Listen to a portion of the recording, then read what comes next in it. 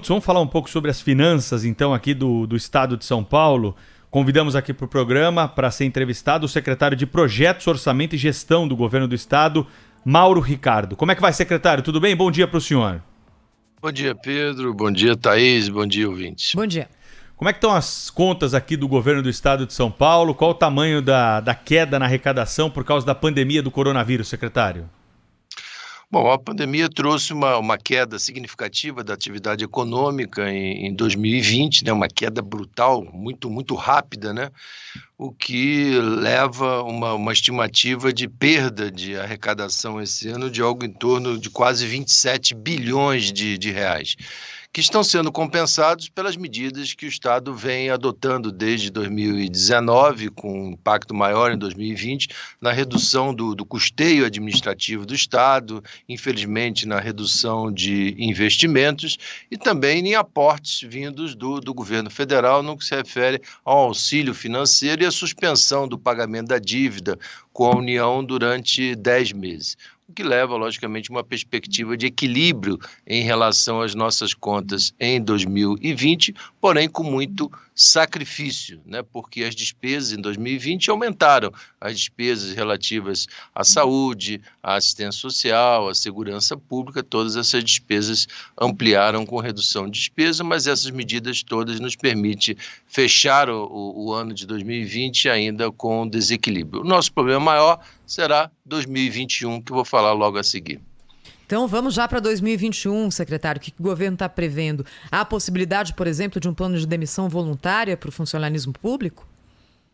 Nós estamos, 2021 é o problema mais grave, né? Porque o problema de 2021 não tem qualquer perspectiva de auxílios de outros governos em relação ao governo de São Paulo ou qualquer outro ente, porém a economia não vai subir na mesma velocidade que caiu, ou seja, vai haver um crescimento muito lento da economia, logicamente, com as despesas nos mesmos níveis de 2020 e ainda ampliando nessas áreas de educação, de saúde, de assistência social e de segurança pública, nós estamos prevendo um déficit para 2020 da ordem de 10 bilhões e 400 milhões de reais. Por isso, o governador incumbiu as secretarias que elaborassem um programa de modernização administrativa, de tal forma que nós pudéssemos ampliar receitas e reduzir despesas, buscando o equilíbrio nas contas também em 2021 e resgatando a capacidade mínima de investimentos do Estado. Esse programa de modernização está dividido em 3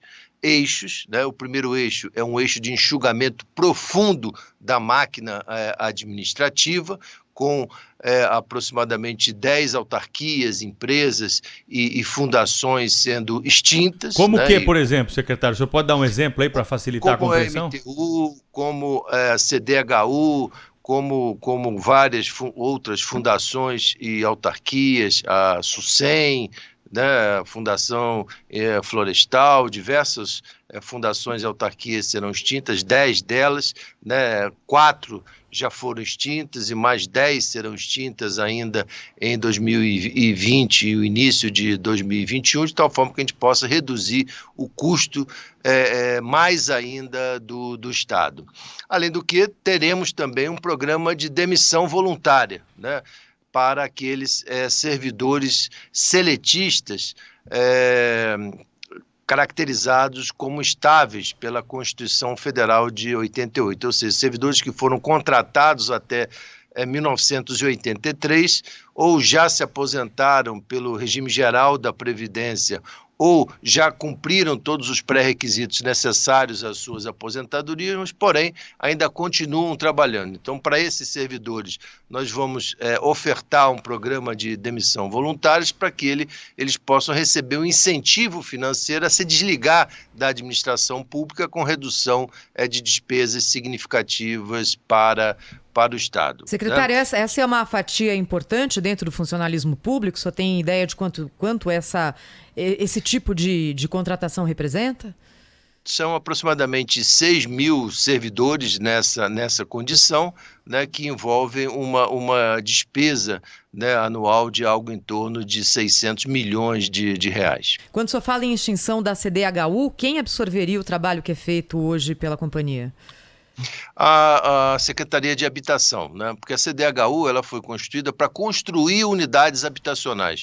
Hoje, o que o Estado está fazendo são parcerias com a iniciativa privada, seja em processos de PPP, seja em parceria com a Caixa Econômica Federal, onde o Estado faz um subsídio em relação à construção de uma unidade habitacional. Por exemplo, uma unidade habitacional que custe R$100 mil para a família de baixa renda, o Estado entra com 10 e os outros 90 são financiados pela Caixa Econômica Federal. Não há mais necessidade do Estado fazer o que fazia anteriormente por intermédio da CDHU, que é usar a CDHU para a construção de unidades habitacionais. Isso o setor privado faz muito bem, faz melhor do que a CDHU e, logicamente, nós podemos subsidiar essa edificação de tal maneira que seja feito mais rápido e com menor custo.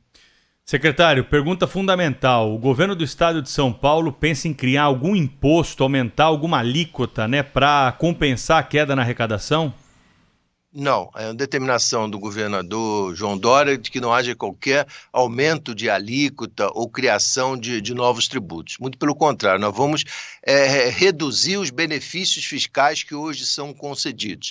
Nós temos benefícios fiscais praticamente concedidos a grande parte da economia do Estado e nós vamos reduzir esses benefícios fiscais de tal forma que a gente possa ampliar as receitas do Estado, né, de tal maneira que isso possa ajudar no equilíbrio das nossas contas públicas, gerando recursos. E vamos também convidar as pessoas que estão devendo ao Estado, né, nós temos grandes devedores aí do Estado, para que possam negociar o pagamento das suas dívidas em condições suportáveis dentro do seu fluxo de caixa, porém que resgate esses recursos para o Tesouro Estadual e que esse recurso possa reverter em benefício da população. Secretário Mauro Ricardo, secretário de Orçamento e Gestão do Governo de São Paulo, com a gente na Rádio Bandeirantes. Secretário, o nosso ouvinte Ronaldo pergunta se já há uma garantia de que o 13º do funcionalismo público será pago sem parcelamento. Sim, não há qualquer tipo de parcelamento previsto, né? Em 2020 nós estamos com as medidas já adotadas, nós estamos com o nosso orçamento equilibrado, o problema maior é 2021 e para isso nós estamos nos antecipando. O Estado de São Paulo está saindo à frente de todas as outras unidades da federação que deveriam também estar fazendo o mesmo.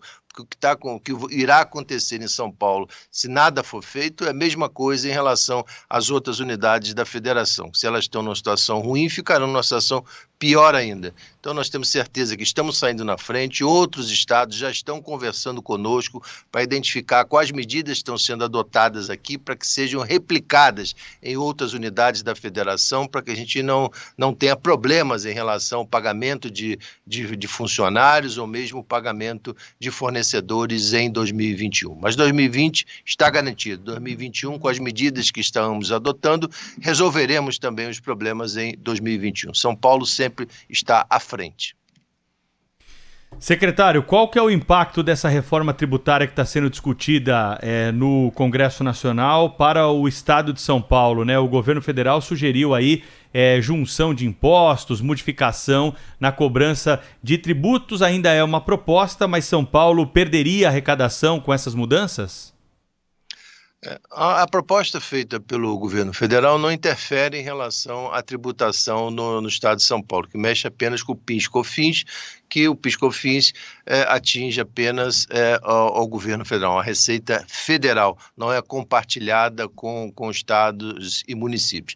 A outra proposta que está sendo discutida no âmbito da Câmara e do Congresso Nacional, da Senado Federal, em duas PECs, essas mexem, de fato, com a arrecadação do Estado. Há perdas para o Estado de São Paulo, perdas extremamente significativas, que chegam a aproximadamente 30 bilhões de reais, que, logicamente, se isso for feito, o Estado precisa ser compensado em relação a essas perdas, porque perdendo receita significa menos dinheiro na habitação, menos dinheiro na saúde, educação e assistência social. Nós estamos muito atentos em relação a essa questão.